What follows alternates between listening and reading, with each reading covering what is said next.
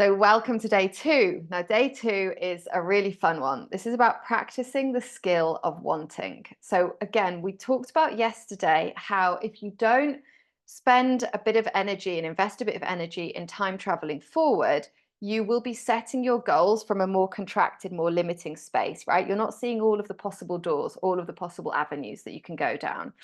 The skill of wanting, and I really do call it a skill because lots of us are not socialized to want more than the people around us think we can have, which is just a reflection of what they think they can have, right? And then there's also like societal conditioning going on. You know, if you have this type of accent, you should stay, what's the expression? Like, watch your place, or I don't know. There's a very funny video that I'll try and find of some three comedians doing a sketch. Know your place, know your place. That's it, right?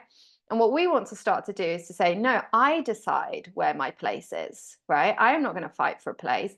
I'm going to decide that this is my place, whether that is a hammock under a tree on top of a mountain, or it's building my own bloody table and putting it in the city center and having that as my starting point. Okay. So wanting is a skill because when we start to want something that we have learned, and I really want you to think about this as your body has a muscle memory of not being allowed or it not being safe to want certain things. Because at a certain point, right, there's a great video that I often share with Gabor Mate about authenticity versus attachment. At a certain point, most of us had the experience in our childhood of wanting something and someone that cares for us, our caregiver, telling us or making a response that we registered as, oh, that wasn't a good thing to ask for, a good thing to do. Now, it might be that, you were told that nice girls, nice children don't ask for things, they wait to be given things. Okay. Or it might be that you didn't see happy, loving relationships when you were growing up, right? A lot of us, if we grew up in households that for whatever reason our parents were fighting or our parents didn't like each other, we didn't see a happy, loving relationship with all of the things. So again, that's not a problem. It just means we want to notice that there's like a little gap there of what our subconscious hasn't seen and what our nervous system has learned. Don't want that, because if you want that, you will be disappointed. And if you're disappointed, that will hurt.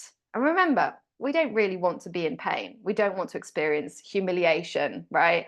And we don't want to experience these bad feelings. Therefore, our brain, to protect us, to keep us safe, keeps us small with what we want. So what we want to do is to really think about this as a muscle and just start to build this skill. And this is something that I did personally, right? I genuinely grew up thinking that no men wanted children. So I didn't even let myself think about the possibility of a relationship where we both wanted the same things in the future. I just assumed that there would have to be a very big compromise. So I didn't look for somebody that would match me in all of those things. So the first place that I start, and there's like everybody, your person, there's millions of them out there. I promise you that, okay? Or maybe with your friendships, it might be that your lifestyle has changed and you think that you can't have friends that align with your new lifestyle. They are there, they are there, they are there, they are there, okay? But when you're not looking for them, you can't see them, okay? So what we want to do is just literally start to practice sitting with, and you can do this like hand on your heart, and just think about the tiniest corner of wanting something that you haven't allowed yourself to want previously. You do not want to think at this point about how you get it. We just want to make space for what comes up, right? Because what if the thing that I want, I let myself want it, and then I don't get it? How will I look after myself?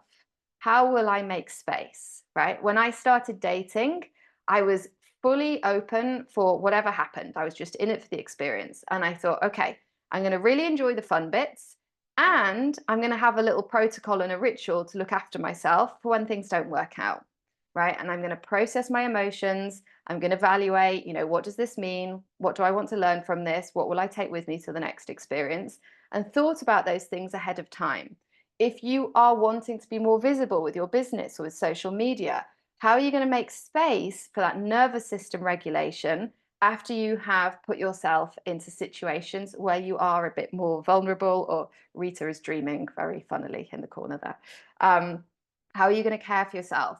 How are you going to look after yourself during the process of the potential rejection while you're finding your aligned friends and your aligned social situations? Okay. And it's just the same as if we start to do a new sport, there's going to be bruises. You're going to fall over. But does that mean we stop? No, but maybe we need a bit more rest time between the doing things.